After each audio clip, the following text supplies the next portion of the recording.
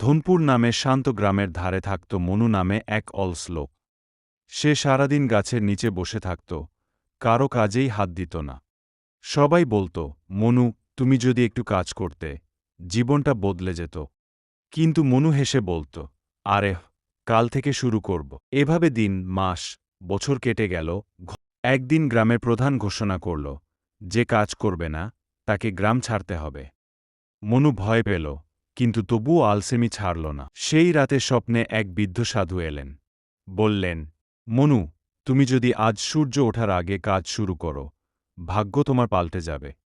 সে কাস্তে হাতে মাঠে গেল, কাজ শুরু করল।